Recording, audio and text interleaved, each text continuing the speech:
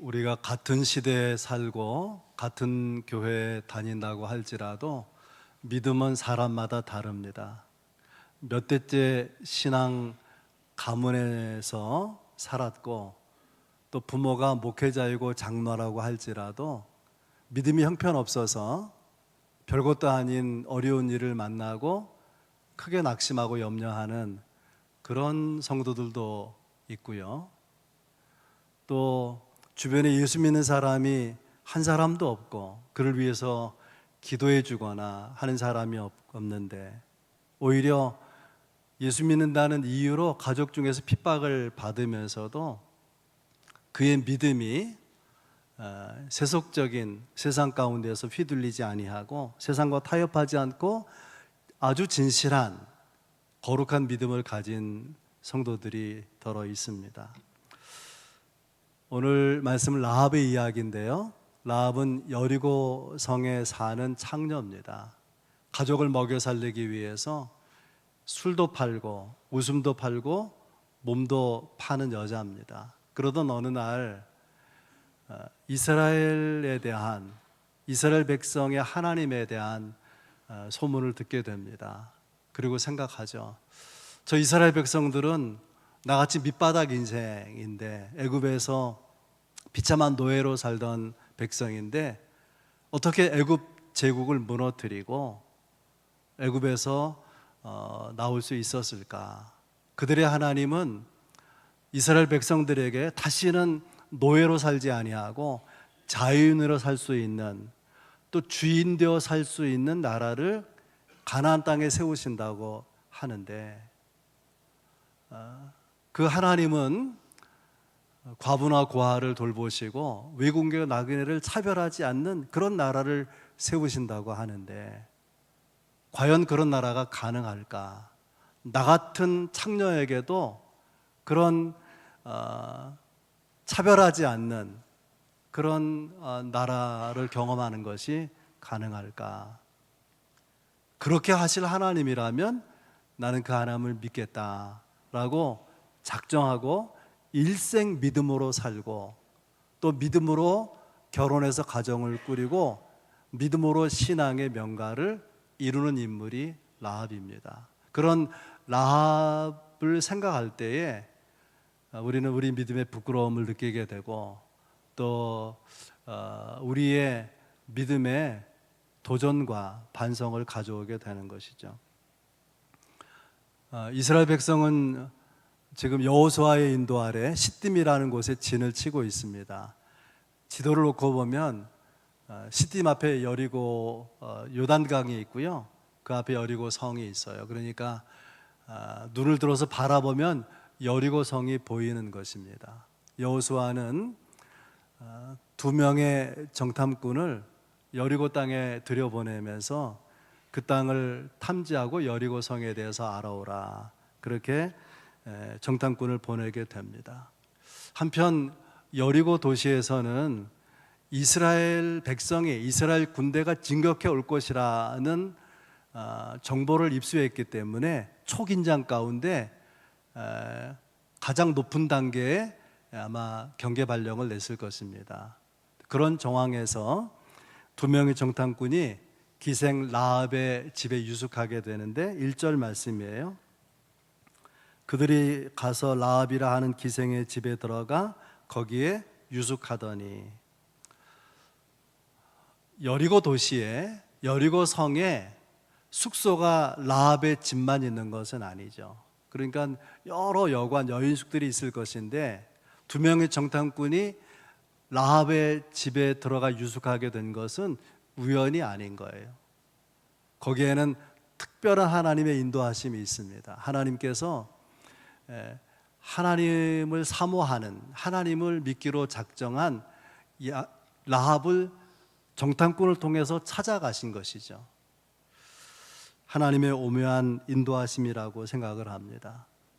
말씀드린 대로 라합의 집은 여인숙 안의 여관이기 때문에 많은 사람들이 드나들죠. 그래서 의심을 받지 않고 여러 사람을 통해서 도시와 성에 대한 정보를 다 입수할 수가 있습니다. 그런가 하면 이 라합의 집이 성벽 위에 있기 때문에 자연스럽게 여리고 성을 내려다보면서 그런 조망을 하면서 정탐할 수가 있는 아주 최적의 정탐 장소라고 볼 수 있습니다.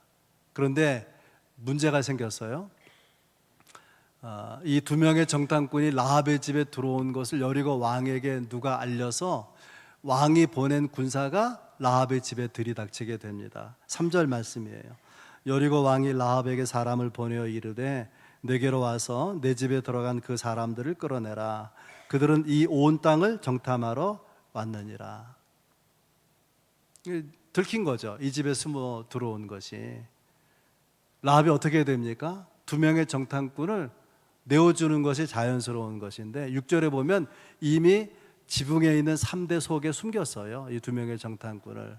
그리고 기지를 발휘해서 수색대 군인들에게 이렇게 말합니다. 4절 5절에 과연 그 사람들이 내게 왔었으나 그들이 어디에서 왔는지 나는 알지 못하였고 그 사람들이 어두 성문을 닫을 때쯤 되어 나갔으니 어디로 갔는지 내가 알지 못하나 급히 따라가면 그들을 따라잡으리라. 사실이 아니죠. 이 라합이 둘러대면서 그 수색대원들을 따돌리고 있는 그런 정황입니다. 7절 말씀이에요. 그 사람들은 요단 나루터까지 그들을 쫓아갔고 그들을 뒤쫓는 자들이 나가자 그 성문을 닫았더라. 고대 근동에서 성이라고 하는 것은요, 출입할 수 있는 것이 딱 성문밖에 없어요. 그래서 아침에 성문을 열면 이렇게 목축하기 위해서 혹은 농사하기 위해서 일하기 위해서 다 성 바깥으로 나가요. 그리고 하루 일을 마치면 성문 안으로 들어오고 해가 지면 이 성문을 닫게 됩니다. 한번 닫힌 문은 어떤 경우에도 다시 열질 않아요. 왜냐하면 적이 쳐들어올 때 제일 취약한 부분이 성문이기 때문에 성문이 열리면 안 되는 거죠. 근데 놀랍게도 라합의 말을 듣고 지금 정탐꾼들이 성 바깥으로 빠져나간 것 같으니까 빨리 추격하면 따라잡을 수 있을 것이다. 그들을 추포할 거다. 그래서 수색대원들, 왕이 보낸 군사들이 추포하기 위해 성을 빠져나가자마자 그 시간이 어떤 시간이냐면 성문 닫는 시간이에요. 너무 기가 막히지 않습니까? 그래서 이 라합의 집에 숨어든 정탐꾼들의 신변이 그 안전이 확보가 된 것이죠. 여러분, 이 라합의 행동을 우리가 신앙인의 입장이 아니고 여리고성 사람들의 입장에서 보면 라합의 행동은 어떤 행동일까요? 민족 반역 행동이죠. 또 적을 이롭게 하는 이적 행동이라고 볼 수 있습니다. 이 사실이 발각이 되면 어떤 어려움을 당할지 몰라요. 심각한 경우에는 목숨을 잃을 수도 있는데 어쩌자고 라합은 두 정탐꾼을 숨겨두고 거짓말로 둘러댄 것이냐. 성경은요, 이런 라합의 행동을 믿음이라고 말하고 있습니다. 히브리서 11장 31절에 믿음으로 기생 라합은 정탐꾼을 평안히 영접하였으므로 순종하지 아니한 자와 함께 멸망하지 아니하였노다. 히브리서 11장을 믿음장이라 그래요. 그래서 믿음으로 살았던 사람, 믿음의 전당에 들어간 사람들의 이름이 쭉 열거되고 있는데 읽어보면은 제일 먼저 나오는 인물이 아벨이에요. 그 다음에 에녹, 노아, 아브라함, 요셉, 모세. 모세가 얼마나 대단한 인물입니까? 근데 믿음의 인물, 모세 바로 다음에 누가 나오냐면 라합이 나와요. 기생 라합이. 그래서 아까 읽어드린 말씀대로 히브리서 11장 31절에 믿음으로 기생 라합은 이러이러했다라고 말하는 거예요. 여러분, 이 표현을 생각해 보세요. 믿음으로라는 말과 기생 라합, 이게 자연스럽게 어울려지나요? 그렇지 않잖아요. 믿음으로 사는 사람은 기생 역할을 안 해야 되는 거죠. 기생이 믿음 갖기는 어려운 거 아닙니까? 그런데 기생 라합이 하나님을 믿었다는 거예요. 여러분, 믿음이 얼마나 중요한지 생각해 볼 수 있길 바랍니다. 믿음은 지난 과거를 이기고 죄를 이기고 운명을 이기는 거예요. 그의 과거가 어떠했든지 또 우리의 과거가 어떠했든지 삶의 결론은 반드시 믿음이어야 되는 것입니다. 왜냐하면 믿음이 있으면 부끄러운 삶은 영광으로 바뀌는 거예요. 믿음이 있으면 절망은 소망으로 바뀌는 거예요. 믿음을 가진 자는 구원을 경험하게 되는 것입니다. 그렇다면 라합의 믿음은 어떤 믿음일까? 오늘도 세 가지 말씀드리겠는데 첫 번째가 라합의 믿음이에요. 체포하러 한 사람들을 따돌리고 라합이 정탐꾼들을 숨겨준 이유를 9절에서 설명합니다. 여호와께서 이 땅을 너희에게 주신 줄을 아느니라. 그 가나안 땅을 이스라엘 백성들에게 하나님이 주실 것을 안다는 거예요. 우리는 성경을 통해서 그 이유를 짐작하지 않습니까? 이 가나안 땅은 어떤 땅인가 하면은 인신 제사를 드리는 땅이에요.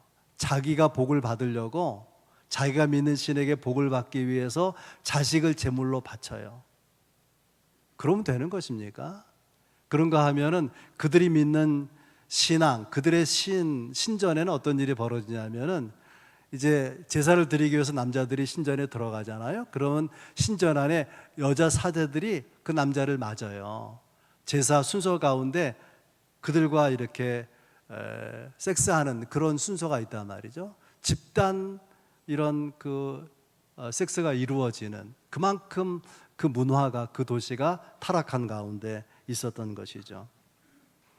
그래서 가나안에 있는 사람들도 이러면 망한다 아마 그런 생각을 하지 않았겠습니까? 그래서 이 가나안 땅을 여리고를 포함해서 하나님이 진멸하기로 작정한 것이죠. 그것을 생각하는 사람들은 이 가나안 진멸을 당연하게 생각하는데 이 라합이 알고 있다는 거예요. 11절에 보면 라합이 아는 더 중요한 내용을 이렇게 말합니다. 너희의 하나님 여호와는, 설교 제목이에요. 나중에 제가 바꿨는데 주보에 안 실린 것 같아요. 하늘에서도 땅에서도. 제 설교 원고의 제목은 하늘에서도 땅에서도. 너희의 하나님 여호와는 위로는 하늘에서도 아래로는 땅에서도 하나님이시니라. 라합이 이렇게 말하는, 하나님 외에는 신이 없습니다. 하나님보다 뛰어난 신은 세상에 존재하지 않습니다. 이것이 라합이 가진 하나님에 대한 이해입니다. 하늘에서도 땅에서도 여호와 같은 분은 없습니다. 이 믿음을 누가 고백했냐면 이전에 모세가 고백했어요. 신명기 4장 39절에 모세가 백성들에게 하는 말입니다. 그런즉 너는 오늘 위로 하늘에나 아래로 땅에 오직 여호와는 하나님이시요 다른 신이 없는 줄을 알아 명심하라. 이 라합의 믿음이요, 지금 어디에 견주고 있는 거냐면 모세에 견주고 있는 거예요. 모세의 믿음과 라합의 믿음이 같은 수준에 있다는 것입니다. 얼마나 놀라운 이야기인지 몰라요. 그런 놀라운 믿음을 가지게 된 배경은 더 놀랍게도 하나님의 백성과 하나님에 대해서 들은 소문 때문이라는 거예요. 10절 말씀입니다. 여호와께서 너희 앞에서 홍해물을 마르게 하신 일과 너희가 요단 저쪽에 있는 아모리 사람의 두 왕 시온과 오격에 행한 일, 곧 그들을 전면시킬 일을 우리가 들었기 때문이다. 그렇게 말합니다. 이스라엘 백성들이 애굽 군대를 굴복시키고 그들이 애굽에서 나올 때 하나님께서는 그 앞에 가로놓여지는 홍해 바다를 쫙 가르시고 말리셔서 마른 땅으로 건너게 하신 일, 그 이야기를 듣고 있다는 거예요. 또 가나안 땅에 들어오기 전에 요단강을 건너면 가나안 땅인데 요단강 건너기 직전 그 아모리 지역에 있는 두 왕 옥과 시온, 그리고 그 민족을 하나님이 멸절시켰다 하는 이야기, 그 소문을 라합이 가나안 사람들이 들었다는 거예요. 중요한 것은 라합은요, 하나님과 하나님의 백성에 대한 이야기를 듣고 하나님이 누구인지 알게 되면서 그 하나님을 향해서 마음을 여는 믿음을 가졌다는 거예요. 라합의 믿음은 하나님을 알자 마음을 여는 믿음이에요. 똑같은 이야기를, 똑같은 소문을 들었는데 여리고 사람들은 어떠냐? 11절에 보면 우리가 듣자 곧 마음이 녹았고 너희로 말미암아 사람이 정신을 잃었나니. 사기가 꺾였다는 거예요. 여러분 성지순례 가서 여리고라는 도시에 들어가게 되면요 완전히 다른 도시와 달라요. 광야, 유대 광야를 지나자 여리고가 나오는데 여리고 들어가면서 과일 향이 막 그냥 진동해요. 여리고에는 광야와 다른 오아시스가 있습니다. 그 풍족한 물이 있고, 그리고 이 여리고 도성은 내벽 외벽 이중성벽으로 되어 있고 그 벽 위에 마차가 말 두 마리가 끄는 마차가 다닌단 말이죠. 교통 요충지이고, 그러니까 얼마나 이 산불이 풍부하고 교통이 발달하고 하니까 부유한 도시인지 몰라요. 그런 강하고 부유한 도시에 견고한 여리고성에 사는 사람들이 왜 하나님의 백성과 하나님을 두려워했을까? 하나님을 알지 못해서가 아니라 하나님에 대한, 하나님의 백성에 대한 소식을 듣고 알았지만 마음을 열지 않았기 때문에 그래요. 마음. 여러분 말씀을 들으면 무조건 마음을 엽니까? 그런 게 아니에요. 여전히 마음의 빗장을 걸어둔 사람들이 있는 거죠. 아무튼 라합의 믿음은 어떤 믿음이냐? 진리에 대해서, 하나님에 대해서 마음을 여는 믿음. 또 하나의 믿음은 하나님을 선택하는 믿음이 라합에게 있는 것입니다. 그래서 생각해 보면 이 라합의 믿음이 모세와 견주었잖아요. 근데 다시 생각해 보면 온 이스라엘 백성에게도 찾아볼 수 없는 믿음이 라합에게 있다는 거예요. 여러분 출애굽 1세대의 이스라엘 백성들의 영적 체험을 생각해 보세요. 하나님의 애굽 땅에 내린 10가지 재앙을 다 경험했어요. 광야에 나와서는 하나님이 구름 기둥, 불 기둥으로 인도하는 걸 경험했고, 먹을 것이 없는 광야에서 만나를 주셔서 먹는 경험을 하고, 마실 물이 없는 곳에 하나님께서 반석을 쪼개서 물을 주시는 그 물을 마셨잖아요. 또 말씀드린 대로 홍해 바다가 가로놓여서 이제 죽었구나, 뒤에서 애국 군대가 쳐들어오는데 앞에 바다가 가로놓여져 있으니까. 근데 어떻게 되죠? 하나님께서 홍해 바다를 쫙 갈라서, 여러분 홍해 바다를 가면요 갈라질 수 있는 바다인가 이런 생각이 너무너무 넓어요. 홍해 바다가 그게 쫙 갈라지고 거길 마른 땅처럼 건너가는 기적을 누가 경험한 거예요? 이스라엘 백성들이 경험한 거죠. 그랬는데 그들이 광야에서 하나님의 은혜에 응답한 것은 낙심과 불만과 원망이었잖아요.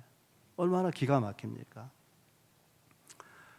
어떤 사람들은 하나님의 능력을 보면 믿겠다, 또 이 기독교 신앙이 이해되면 믿겠다라고 하잖아요. 그거는 사실을 확인하는 것이지 성경적인 살아있는 믿음이 아닌 것입니다. 오늘 이 라합을 통해 생각해 본 믿음은 무엇이냐면 선택이에요. 믿음은 하나님을 선택하는 것이고 또 그 하나님 믿기로 선택하는 것이 믿음입니다.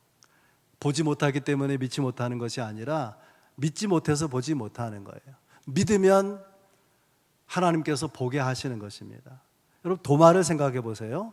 부활하신 주님을 제자들이 만났어요. 그 자리에 도마가 없었습니다. 그래서 그 동료 제자들에게 도마가 말하죠. 나는 예수님 부활하신 것을 보지 못했으니까, 만나지 못했으니까 나는 못 믿어. 십자가에서 손과 발에 못을 박혔는데 그 손을 잡아보기 전에는, 창에 찔린 옆구리에 손을 넣어보기 전에는 나는 믿을 수가 없어. 예수님께서 도마 한 사람을 위해서 찾아오셔서 도마가 있는 제자들이 있는 곳에 나타나시죠. 그리고 도마에게 말씀하십니다. 너 손가락을 내밀어서 내 손을 보고 네 손으로 내 옆구리에 넣어보라. 믿음 없는 자가 되지 말고 믿는 자가 되라. 너는 보는 거로 믿느냐? 보지 못하고 믿는 자들은 더 복이 있다. 그렇게 말씀하셨습니다. 여러분, 라합은 경험한 것입니까? 하나님을? 라합은 하나님 그 놀라운 그 위대한 역사를 경험해 보지 못했어요. 소문으로 들어서 아는 것뿐입니다. 그런데 그 하나님을 믿기로 선택한 거예요. 하나님을 또 선택한 것입니다. 이것이 라합의 믿음이고요. 결정적인 것은 라합의 믿음은 기다리는 믿음입니다. 18절 말씀, 우리가 이 땅에 들어올 때 우리를 달아내린 창문에 이 붉은 줄을 메고 내 부모와 내 형제와 내 아버지의 가족을 다 내 집에 모으라. 정탐꾼들이 라합에게 당신들이 쳐들어올 때 나를 구원해 달라고 요청하니까 이렇게 약속을 한 거예요. 우리를 달아내리는 이 창문에다가 그 붉은 줄을 메고 너와 가족들이 다 여기에 모여 있으면 이스라엘 백성들이 공격해 들어올 때 이 집은 무너뜨리지 않고 구원받게 할 거다라고 약속했습니다. 이것이 라합과 라합의 가족들이 구원받을 수 있도록 하나님이 허락하신 방법이에요. 어떤 사람들은 이 사건을 두고 이 창문에 맨 붉은 줄은 예수 그리스도의 십자가다. 십자가에서 피 흘려 죽으신 예수님, 그 예수를 믿는 자의 구원이 있잖아요. 이스라엘 백성이 출애굽할 때에 하나님께서 특별한 지시를 내리죠. 어린 양을 잡아서 그 양의 피를 바깥 대문 문 기둥하고 그 인방에다가 피를 바르면 하나님의 심판을 집행하는 천사들이 보고서 피를 보면 심판을 내리지 않고 그 심판이 지나서 넘어간다. 패스 오버한다. 그게 유월절 사건 아닙니까? 그 의미가 무엇이든지 간에 오늘 이 라합의 삶에 정탐꾼들이 뭘 약속하냐면 붉은 줄을 창문에 메고 가족들이 그 안에 들어와 있으면 구원받는다는 거예요. 그렇게 말한 정탐꾼들이 떠났습니다. 라합은 창문에 붉은 줄을 매놓고 기다리는 거예요. 언제 이스라엘 백성들이 공격해 들어올지 시간을 약속한 건 아니에요. 며칠 내에 올지, 한 달 만에 올지, 몇 달 걸릴지 알 수가 없는 것입니다. 당시에는 성을 어떻게 공격하냐면은 이제 이걸 공성전이라 해요. 성을 공격하는 전쟁을 공성전 그렇게 말해요. 그런데 성을 직접 공격하기 전에 첫 번째 예비 조치가 뭐냐면 보급로를 끌어버리는 것입니다. 성 안에 있는 사람들이 먹을 양식은 성 바깥에 있는데 그걸 다 차단하는 거예요. 그 성을 둘러보면서 어디가 성벽이 낮은지, 어디가 허술한지 이런 것들 다 살펴서 약한 부분을 집중적으로 공격하면서 전쟁을 치르게 되는 거죠. 여러분, 여리고 성이 어떻게 무너졌는지 우리가 알고 있잖아요. 이스라엘 백성이 가나안 땅에 들어와서 여리고 성을 매일 한 바퀴씩, 마지막 날은 7바퀴를 돌고 함성을 지를 때 와르르 여리고 성이 무너져 내리게 되죠. 그거를 라합은 모르는 거예요. 라합. 언제 이스라엘 군대가 와서 가나안 여리고 성을 공격하나, 그날이 라합에게는 구원의 날이거든요. 그런데 언제일지 모르니까 끝없는 기다림이 라합에게 시작된 것이죠. 여러분 생각해 보세요.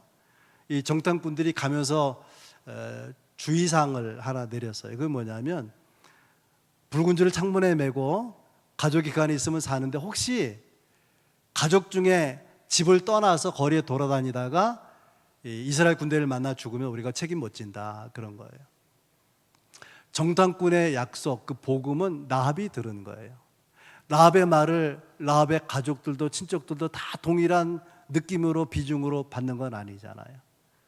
이스라엘 백성이 쳐들어오면 우리가 죽게 되는데 이 집안에 들어와 있으면 살 거예요. 그러니까 다 이 집에 모여 있어야 됩니다. 그 말을 믿고 몇 날이고 며칠이고 몇 달이고 그 집안에 머물 수 있는 사람이 몇 명이나 되겠습니까? 그러니까 설득했을 것이고 애원했을 것이고 그래요. 라합 자신도 시간이 지나면서 그 믿음이 흔들리지 않겠습니까? 이 약속대로 지킬 것인지, 언제 이스라엘 군대가 공격할 것인지. 여러분, 구원이 완성되는 과정에 필요한 것은 기다림입니다.